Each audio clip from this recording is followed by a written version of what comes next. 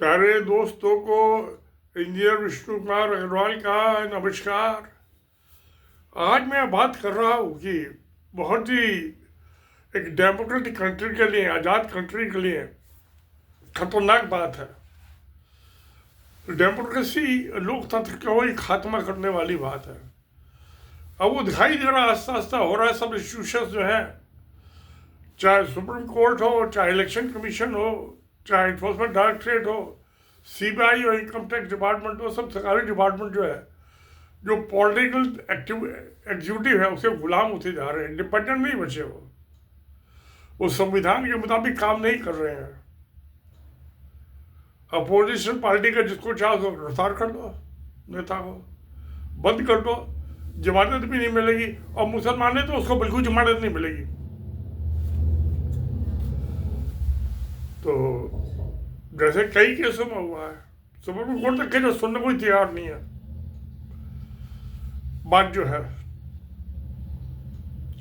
अब ये लोकतंत्र को विदेशी फंडिंग से खतरा पैदा हो सकता है। यानी कि अगर जो पैसे से वहां के इलेक्शन जीते जा रहे हैं, तो इसका लगे वो विदेशी ताकतें जो है भारत में सत्ता, इलेक्शन कोई भी जीते, कोई भी से उसका तख्ता पलट की जा सकती है। जबकि पाकिस्तान में इमरान खान का बदल दिया, वो हल्ला मचाता रहा कि यूएस जो है अमेरिका में सरकार को तख्ता पलट करने में लगा हुआ, पलट दिया। तो बांग्लादेश में मोदी की गर्लफ्रेंड हसीजा कहती रही कि इमरान तख्ता पलट रहे, पलट दिया।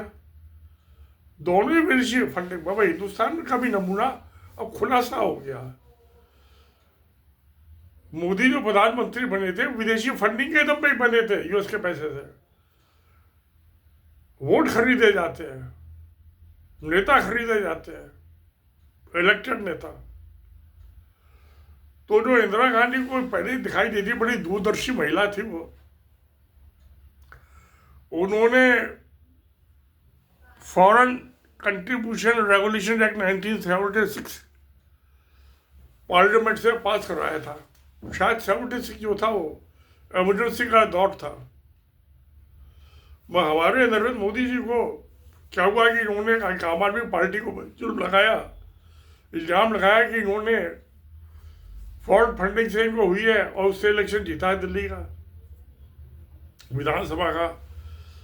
और बीजेपी गई हाई कोर्ट में, उसके पीछे पीछे सुप्रीम कोर्ट गई और कांग्रेस पार्टी गई। वहां पे मुकदमा चला दिल्ली हाई कोर्ट में। ये दोनों पार्टी हार गई, कांग्रेस और बीजेपी। और आम आदमी पार्टी ने साबित कर दिया, हमने किसी विदेशी से पैसा नहीं लिया है, हमने तो जो इंडियन सिटीजन है उनसे लिया पैसा। वो तो ले सकते हैं, कंपनियां भी दे सकती है, कॉर्पोरेशन भी, इंडियन कंपनी, फॉरेन कंपनी नहीं दे सकता।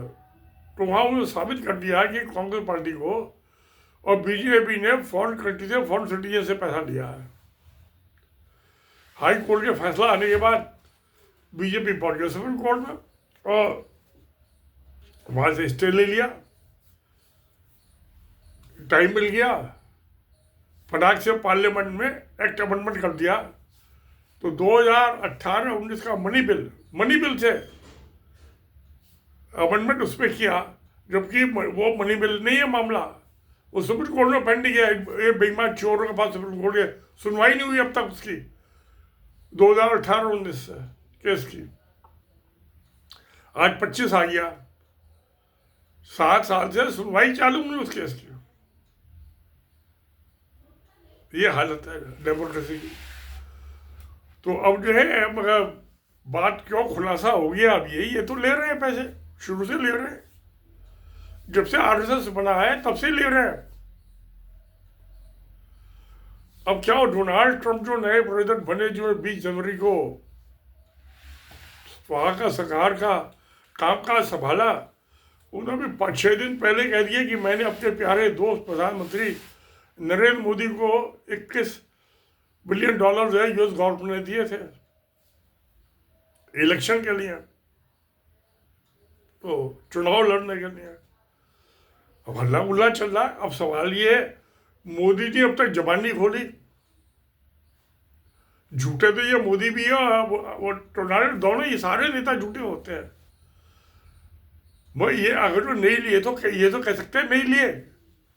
और दूसरी चीज, रिजर्व बैंक जो है वो तो जो फॉरेन एक्सचेंज आती है वो रिजर्व बैंक के थ्रू आती है। एक माउस के क्लिक से पता चल जाएगा कि पैसा आया नहीं आया, वो आया तो किसने लिया। 1 मिनट का काम है सर। तो मगर रिजर्व बैंक के जो गवर्नर साहब थे शशिकांत दास, उनको अपना गुलाम रख लिया, अपने ऑफिस में नौकर रख लिया नरेंद्र मोदी ने। कभी ये कमबख्त मुंह ना खोल दे, इसको सब पता है।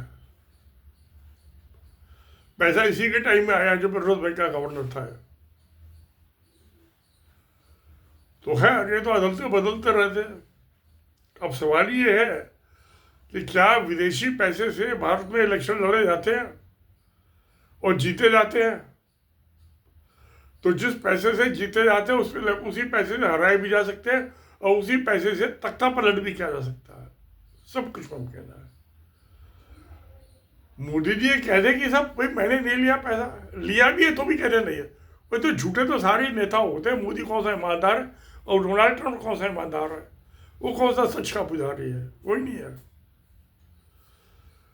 तो दोस्तों ये बड़ा भयानक कांड हो गया,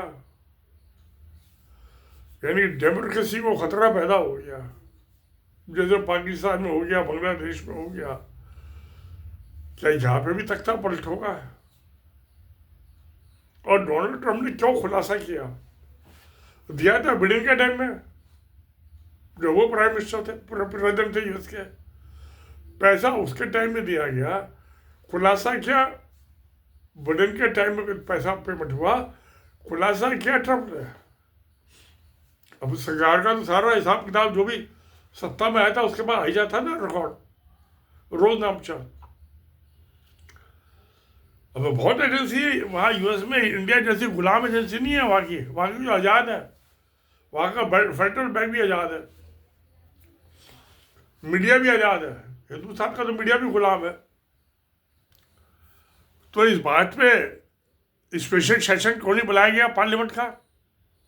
चलिए रेगुलर सेशन हो जाएगा 15-20 दिन बाद, मगर रिजर्व बैंक तो खुल के बताए, वो भी नहीं बताता। चलिए गुलाम है, क्या करे? गुलाम की तो जुबान खुल नहीं सकती ना।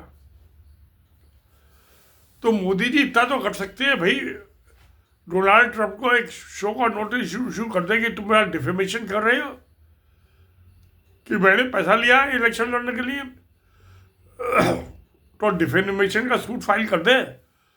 और उसने 21 मिलियन का कहा है, तो कम से कम 1 ट्रिलियन का जो है 1 बिलियन का कर दे, 1000 मिलियन का दावा। या तो दो, मगर कोर्ट फीस बहुत हो जाएगी, क्योंकि कोर्ट फीस तो जमा करनी पड़ेगी मगर पिटीशन के साथ। चलिए 100 मिलियन कर दे, 4 टाइम्स। 30 दिन के अंदर अंदर या तो आप सबूत दो मुझे कि पैसा दिया यूएस की गवर्नमेंट ने, नहीं तो आपके खिलाफ जो है डिफेमेशन का सूट फाइल कर देंगे। डिफेमेशन तो यूएस के लॉ में भी, इंडियन लॉ में, दोनों में क्राइम है। तो फाइनेंशियल पेनल्टी है और जेल की सजा भी है, क्राइम भी है। तो इसको डिफेमेशन का कम से कम नोटिस तो दे दें 30 दिन का डोनाल्ड ट्रंप को कि तुमने मेरा कैसे नाम डिस्क्लोज किया है, मेरा नाम तुम्हारी जबान पे कैसे आया। तो मैं मोदी जी कुछ नहीं कर रहे, ना डिफेमेशन का नोटिस इशू कर रहे हैं डोनाल्ड ट्रंप को, और बिना नोटिस के भी कोर्ट में तो मुकदमा फाइल हो सकता है। इंडियन कोर्ट में तो जो चाहे वो करवा लो, सब जज बिका हुआ है, डिस्ट्रिक्ट कोर्ट में लगना है ना। तो आसान काम है यहाँ तो। नहीं तो बजरंग दल वाले हैं और बहुत है इसके साथी, संगी साथी, उसके बच्चों को उठवा ले, उसकी बीवी को उठवा ले जज की, और जो एडमिट नहीं करता है पिटीशन, तो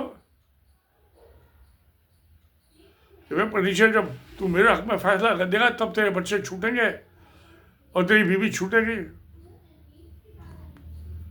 तो फिरौती के तौर पर अपने हक में फैसला करवा ले। ये सब हिंदुस्तान में तो मुमकिन है, यूएस में नहीं है, इसलिए हिंदुस्तान की कोर्ट में लगाए। मगर डिफेमेशन का नोटिस तो आईओसी भेजना पड़ेगा ना, वहां की फॉरेन मिनिस्ट्री के थ्रू, डायरेक्ट नहीं भेज सकते मोदी जी। तो मगर ये जो सब कुछ हो रहा है, ये विदेशी फंडिंग का इलेक्शन में इस्तेमाल, अब मोदी ने जो अमेंडमेंट किया था, ये मनी बिल थे 2018-19 के, उसमें कहा उन्होंने पहले कभी भी पैसा लिया हो, यानी कि 76 से कानून जो है ये इलीगल हुआ था कि अगर जो 76 से पहले भी, इसके बाद भी कभी भी 76 में भी लिया है, मैं प्रधानमंत्री बनने से पहले भी लिया है, तो भी कोई क्राइम नहीं होगा, कोई मुकदमा नहीं चलेगा। स्वीपिंग अमेंडमेंट और मनी बिल थे, मनी बिल पर राज्यसभा में तो बहस होती नहीं है और लोकसभा में बहस होती है खाली। वो तो बजट के साथ पास हुआ था ना मनी बिल। तो दोस्तों आप क्या समझते हो? मोदी जी चुप बैठे हैं, डिफेमेशन का नोटिस भी इशू नहीं किया डोनाल्ड ट्रंप को, कोई मुकदमा भी नहीं तैयार कर रहे, तो इसका मतलब कि दाल में काला है, दाढ़ी में तिनका है। तो क्या आप क्या समझते हैं कि मोदी जी की सफेद दाढ़ी में काला तिनका है, भ्रष्टाचार में लिप्त है, डूबे हुए हैं? हालात तो यही बताते हैं। आपको क्या समझ में आता है? Please right in comment box कि मोदी भ्रष्टाचारी चोर है कि नहीं है, इसने रिश्वत के पैसे से इलेक्शन जीता या नहीं जीता। ये होना चाहिए, पता तो चलना चाहिए सच्चाई क्या है। कि डोनाल्ड ट्रंप झूठ बोल रहा है तो साबित कर दो मोदी जी, या डोनाल्ड ट्रंप साबित कर दे कि यूएस की गवर्नमेंट पैसा दिया है। एक ही बात तो सच हो सकती है, दोनों तो हो नहीं सकती।